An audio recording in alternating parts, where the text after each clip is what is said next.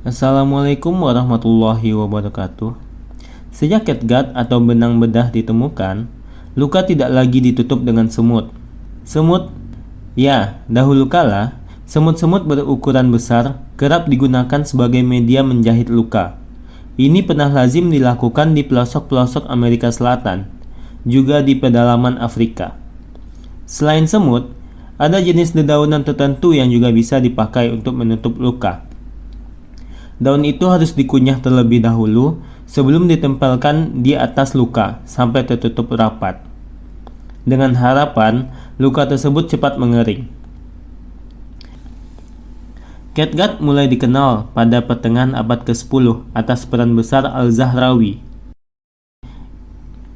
Benang bedah yang ditemukan Al-Zahrawi ini dibuat dari jaringan hewan, biasanya dari usus kambing atau usus sapi, sehingga dapat diterima oleh tubuh manusia dan halal digunakan oleh orang Islam. Nah, siapakah sebenarnya Al-Zahrawi, si penemu catgut itu? Nama panjangnya adalah Abul Qasim Khalaf Ibnu Al-Abbas Al-Zahrawi, biasa dipanggil Al-Zahrawi atau El-Zahrawi. Orang-orang Eropa lebih suka memakai nama Abul Qasis untuk menyebutnya. Al-Zahrawi lahir pada 936 Masehi di Zahra, sebelah barat daya Cordoba, Provinsi Andalusia, Spanyol. Inilah pusat pengetahuan, kebudayaan, sekaligus simbol kedikdayaan Islam di Eropa, berjuluk Permata Dunia abad ke-10. Di bawah naungan kekhalifahan dinasti Umayyah. Kala itu, Cordoba adalah wilayah yang sangat kaya, amat kuat, dan termasuk kota yang paling maju di Eropa Barat. Disinilah yang menjadi tempat munculnya para ilmuwan Muslim. Al-Zahrawi adalah salah satunya. Sumbangsih Al-Zahrawi bagi dunia kedokteran modern, termasuk dan khususnya ilmu bedah, sangat besar. Catgut hanyalah satu dari puluhan penemuan Al-Zahrawi yang sangat berdaya guna hingga berabad-abad berikutnya, bahkan sampai saat ini. Tentunya dengan inovasi demi inovasi seiring kemajuan zaman. Al-Zahrawi telah menemukan 26 peralatan bedah yang semuanya belum pernah ada di masa-masa sebelumnya. Selain catgut, ia juga memperkenalkan alat-alat baru lainnya.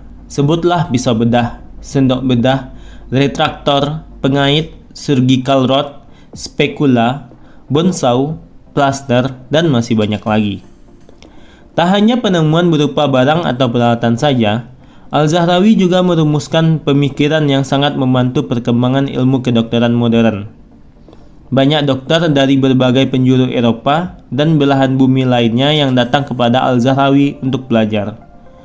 Maka tidak heran ketika seorang penerjemah asal Italia bernama P. Argalata menyebut Al-Zahrawi sebagai pemimpin dari seluruh ahli bedah. Dengan kata lain, ia ibarat maha guru bagi dokter-dokter bedah sedunia.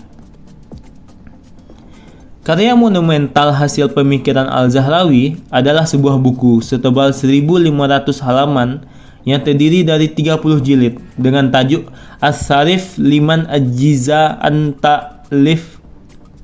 Inilah kitab suci bagi kaum dokter seluruh dunia yang beberapa pengetahuan di dalamnya bahkan masih dijadikan rujukan dan pedoman sampai saat ini. Melalui kitab inilah Al-Zahrawi memaparkan kurang lebih 200 peralatan bedah, termasuk 26 alat hasil temuannya itu. Ia juga mengupas berbagai macam teknik dalam operasi bedah. Di atas lembar-lembar Al-Sarif, ia juga mengklarifikasi 325 macam penyakit beserta gejala dan cara pengobatannya. Tak hanya tentang bedah dan daftar penyakit saja yang dipaparkan oleh Al-Zahrawi lewat kitab tebal itu. Banyak sekali pengetahuan lainnya terkait ilmu kedokteran yang terhimpun di dalamnya. Al-Sarif telah diterjemahkan ke bahasa Latin, Inggris, Prancis, hingga Ibrani, dan menjadi acuan utama kalangan medis di Eropa kala itu. Ahli bedah ternama abad ke-14 asal Prancis, Guy de Chauliac bahkan mengutip isi ajaran Al-Sharif lebih dari 200 kali. Sampai abad ke-16, Al-Sharif masih dijadikan rujukan utama hingga diambil alihnya kembali maskot ilmu pengetahuan Eropa oleh bangsa Barat sejak masa Renaissance yang mulai mengejala sejak 2 abad sebelumnya. Al-Zahrawi meninggal dunia pada 1013 Masehi dalam usia 77 tahun dan sempat mengabdi untuk keluarga penguasa Andalusia dari dinasti Umayyah saat itu, Khalifah Al-Hakam II, sebagai dokter khusus kerajaan. Abul Khasif Khalaf Ibnu Al-Abbas Az-Zahrawi termasuk generasi emas Islam Andalusia yang terakhir. Tidak seberapa lama setelah ia wafat, era gemilang dinasti Umayyah di Cordoba juga turut purna, yang sekaligus menjadi sinyal bakal berakhirnya keperkasaan Islam di tanah Eropa.